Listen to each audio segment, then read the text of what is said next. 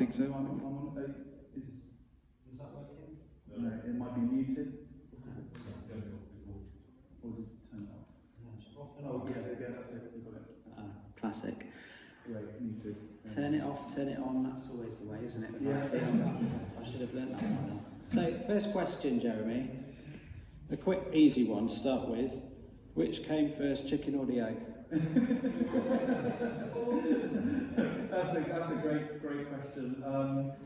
I reckon the chicken came first. Okay, well, that's interesting. Yeah. Right, so, yeah, thank you.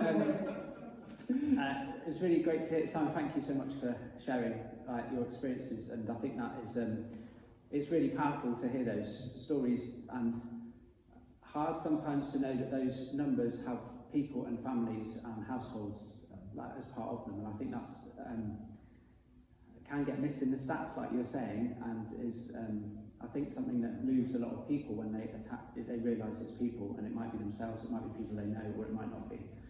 But either way, it's that sort of the human factors behind all these things which are what can really sort of move and motivate, as well as be a source of struggle and challenge as well. And I mean, we've been here as a family about a year or so in All Saints, and I think the thing that struck me the minute I walked in was the connectedness with things like Food Bank, with Acts 435, with Hidden Help, with that whole range of different things going on at the back of the hall, and there was obviously a strong connection with that. And I wondered, Jeremy, if you wanted to start by just sort of talking about how those amazing kind of organisations and activities link with the vision of All Saints as a church, and I mean yourself personally as well, and how those things connect and I suppose push forward what us as a community are all about.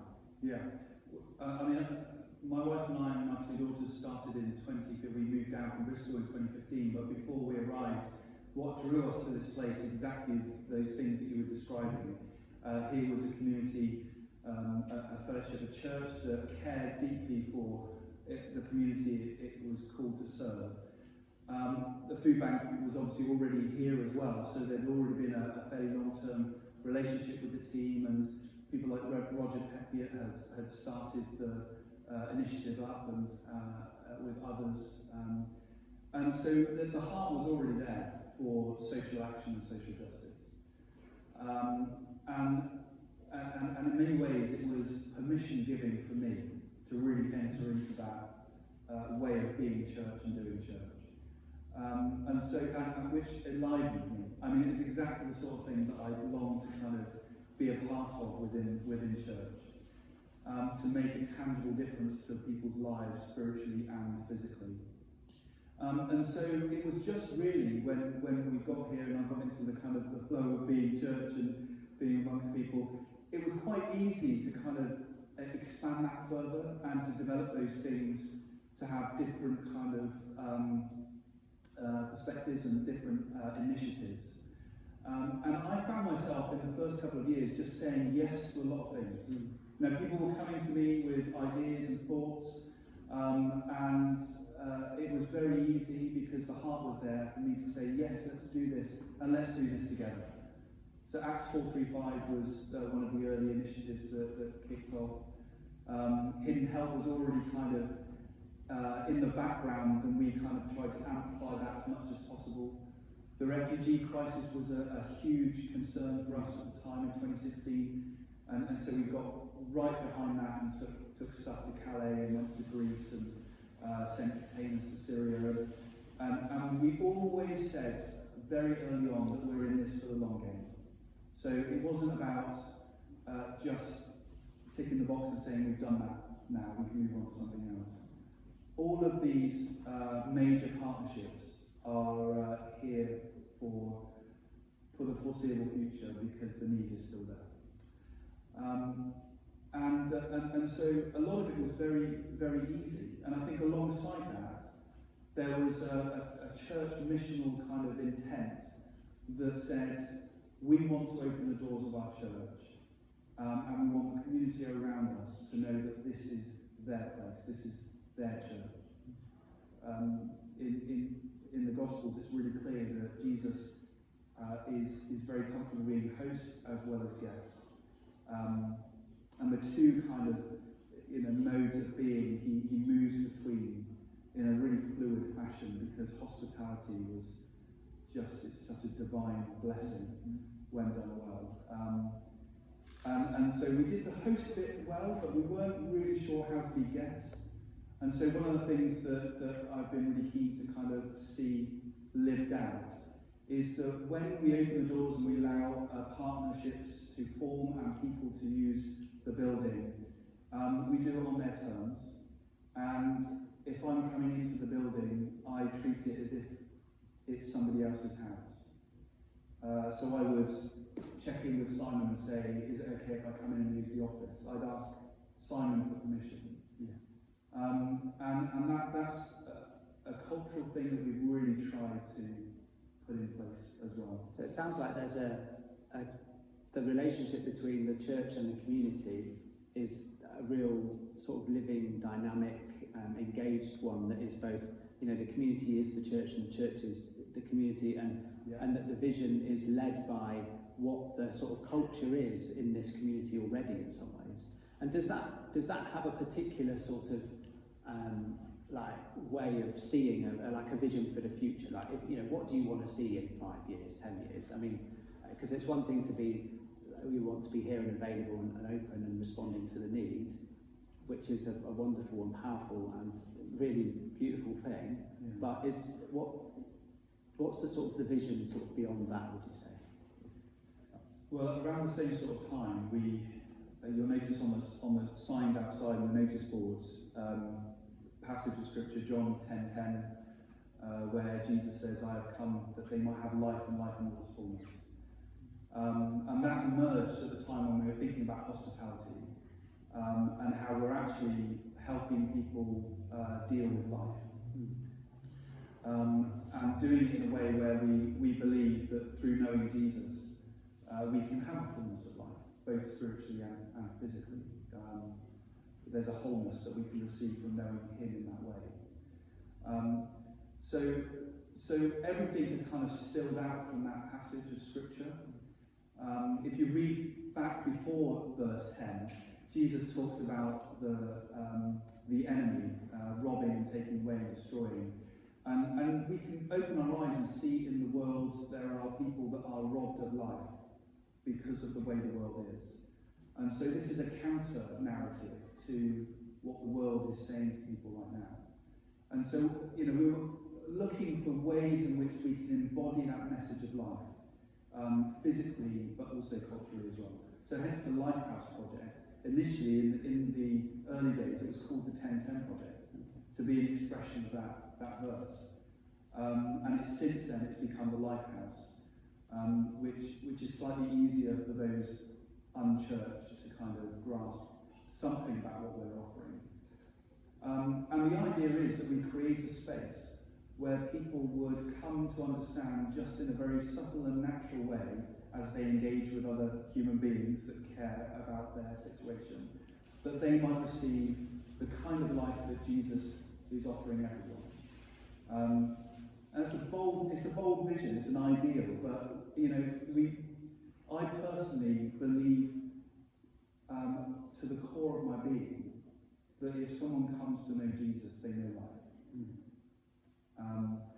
And so why not have a building that tries to do that in its fabric and in the spaces, as well as in the people that meet there. And that's been, I guess, something, I suppose, that's been sort of talked about since, again, in the year or so that we've been here.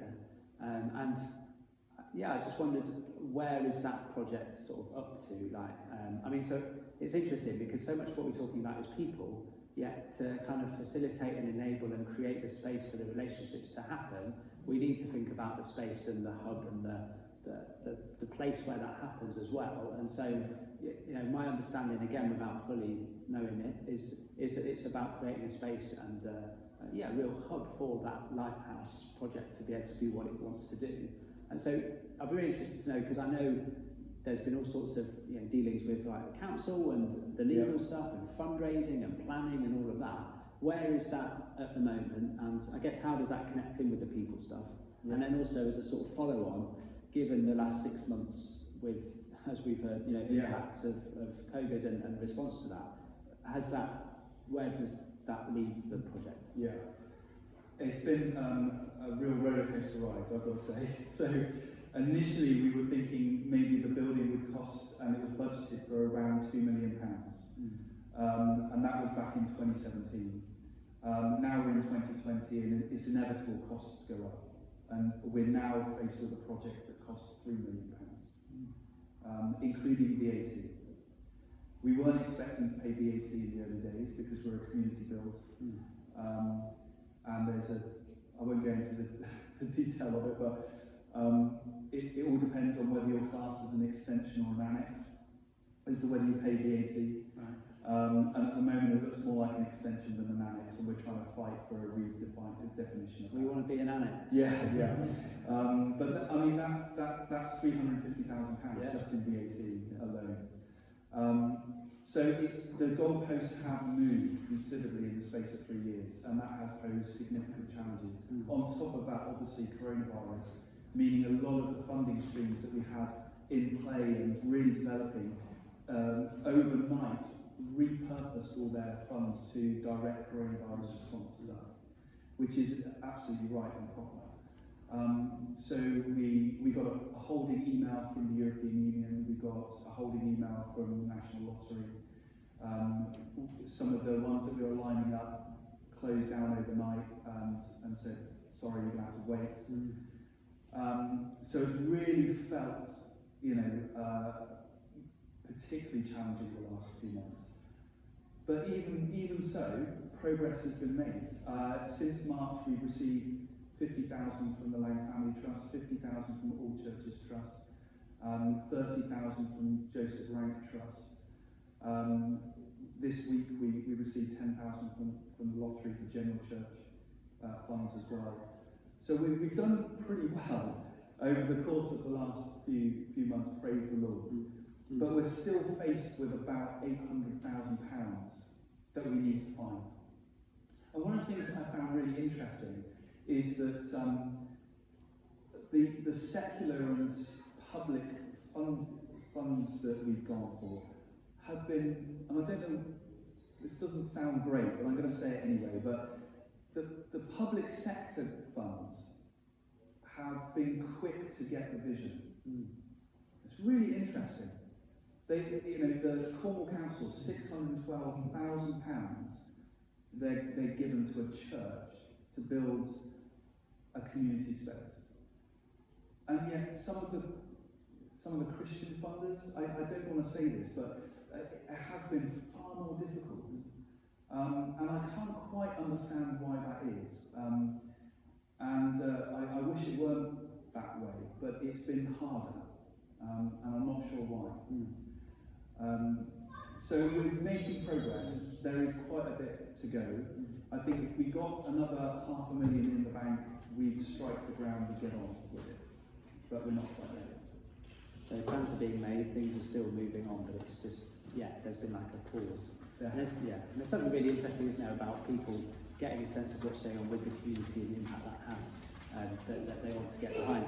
So just want to finish off with just a question that, so related to some of these things, something that's become sort of obvious in terms of people who are around, including, I'm married to Anna, so she's been involved as part of the Transforming Mission kind of, is it a project, is it a program, is it a thing, is it a whatever it is? It's a mission. A mission, right. So the mishmash that is Transforming Mission. I wondered if you could just sort of say maybe a little bit about what that is and how that kind of links in with both what how All Saints relates to it, and I suppose also how it links into this wider vision of connecting people and community and the Lighthouse sort of vision as well. Yeah. And then we'll finish. Yeah, so the Transforming Mission is an initiative, mission within Cornwall that affects 5 areas in Cornwall. The first phase was Falmouth. The phase 2 is Truro, St Austell, Liscard and Campbell. And it's part of a national project to strategically fund resource churches, as they're called, to equip the church and enable it to grow more effectively. It's a renewal movement in the life of the Anglican Church. Up until Cornwall receiving this funding, it had been predominantly, it's actually predominantly a Holy Trinity Brompton-led initiative where resource churches were planted in cities like Gas Street in Birmingham and St Matt's in Plymouth. The model that was adopted was very quick to show fruits and to show a huge amount of growth and establish new churches all over the country. It's been very, very effective. What was important for Cornwall is to find a Cornwall or a Cornish version of that, which honours the rurality of Cornwall and the distinctiveness of its character and its life. And so Transforming Mission, it takes the best parts of that renewal movement that HDB led and says, okay, well, how do we do that well here in Cornwall? And what we've been able to do here locally in Truro is to really shape that initiative, that mission, so it's an expression of who we are at All Saints. So there's two roles that specifically stand out for that. One is Joff's role, Joff Phipps, who is our social justice missioner. That isn't the usual kind of role that fits within a traditional HDB resource church plant. That comes later, that comes much later. Social action, social justice. And then I would say also Anna's role is also slightly different from the usual kind of worship leader role that would be traditionally seen in a HDB plant. And that's because locally at home we have a great desire to further develop contemplative forms of spirituality, community, and for those that know a bit about new monasticism, for instance, those kind of spiritualities that are really at home with a good proportion of the congregation here, but it's something we feel could really connect others to the church too, and to develop that. So those two roles feel different from the cookie cutter type style that has gone before. And we hope and pray that God blesses that, and it enables us to reach more people with the gospel. Fantastic. Yeah, I think it's really interesting. I just noticed that Patrick, when he sort of reintroduced the sort of the song worship, and there's that sense that, you know, that here it's that the vision is to really see worship beyond, you know, just the singing or the whatever, but it's about how we are part of community, how we serve and love one another, and it's also how we explore creativity and other ways of connecting and worshipping as well, which is something that feels like it's really coming through at the moment here, and will do so. Exactly. I mean, the whole conversation about worship was actually led really well by Will, who produced 5 videos about what is worship, and it really expressed what our hearts felt about worship here anyway, that it was a whole life experience. Worship is not just music, it's not just sung worship, it's not just praise, it's a wholehearted, lifelong commitment to Jesus Christ. That's the greatest praise that we can offer God, and all that means for our lives. So yeah, that's great that we just worked that out in the team project. Cool, thank you. I think we wanted to end just by offering a couple of minutes for questions. If people had anything they want to ask Jeremy, not me, then please do.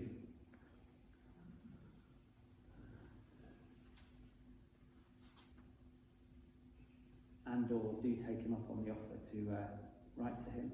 Yeah, that's fine. Yeah, either by email, text, email, whatever. Yeah, that'd be great. Tablet.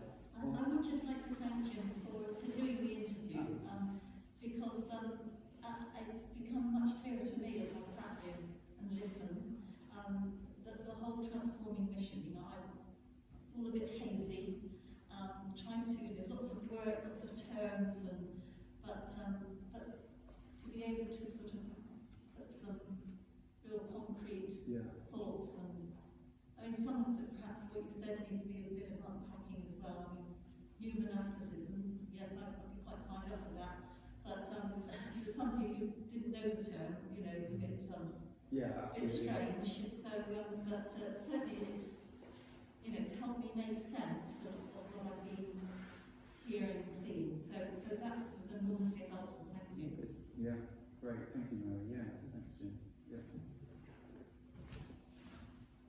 Great. Well, thank you. I know today there's been a lot of talking. It wouldn't normally be in our 2 p.m. service, but I hope that you found it helpful. Thank you again to Simon for joining us this afternoon, and we'll continue having these sort of check-ins once in a while and just share more news about what's going on in the life of the church. So if there are any questions you'd like to have answered, then let me know and we can come back with something to offer in future services as well. Thanks a lot.